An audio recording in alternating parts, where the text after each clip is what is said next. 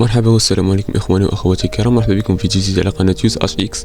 اليوم غادي نهضروا على واحد الكتاب فلسفي اللي كيحاول يغير تفكيرنا على المجتمع، اللي هو الطريق الى اللامكان ديال ميشيل فوغو. هذا الكتاب كيقدم تحليل عميق للسلطه والمعرفه وكيفاش هادشي كيأثر علينا في الحياه اليوميه ديالنا. فوغو كيطرح افكار كيخلينا نتسائلوا كيفاش كنعيشوا في مجتمع عامر بالسلطه ومعرفتها.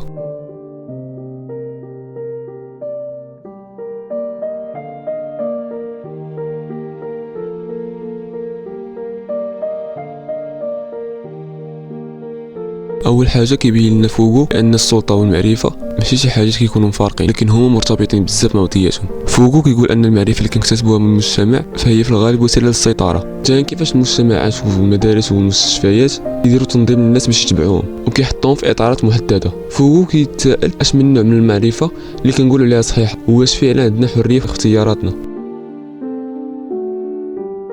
واحد من الافكار القويه ديال فوغو هي ان السلطه ماشي في المجتمعات الكبرى، هي موجوده في كل مكان في حياتنا. فوغو كيقول ان السلطه كتنتشر في المجتمع بشكل خفي وكتعيش معنا في كل تصرفاتنا، من المدارس اللي كتفرض القوانين على التلاميذ حتى الشارع اللي كينظم فيه السير، المستشفيات اللي كتفرض كيفاش خصك تعيش باش تكون صحي. السلطه ماشي شي حاجه اللي غادي تلقاها في مكتب، ولكن هي منتشره في كل مكان وكتاثر على القرارات ديالنا اليوميه.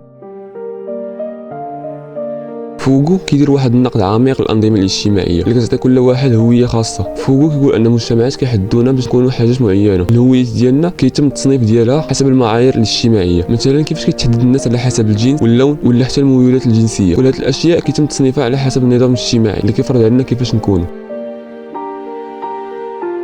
فوغو كيقول ان المجتمعات ديما كيحاصرونا في اطارات، ولكن كيعتقد ان كل واحد فينا كيقدر يهرب من هاد الانظمه. الطريق الى اللامكان فوغو كيعتبرها هي الطريقه اللي خاصك تمشي فيها باش تخرج من هاد الاطارات المفروضه عليك، وكيقول ما تخليش المجتمعات تفرض عليك شي هويه جاهزه، حاول تكون حر افكارك وافعالك. فوغو في هذا الكتاب كيحاول يخلينا نفكروا في المجتمع بواحد الطريقه مختلفه، كيخلينا نشكوا في كل شيء، كيفاش السلطه كتشتغل وشنا هي الحدود اللي كتحددنا وكيفاش نقدروا نخرجوا من هذه القيود. الا فايت قريتي هذا الكتاب او عندك شي افكار عليه حاول تخلينا في الكومونتير، ما تنساش تبارطاجي مع صحابك وتخلي معك واحد لايك وتابونا في القناه، وما تنساش خليك ديما مفكر حر.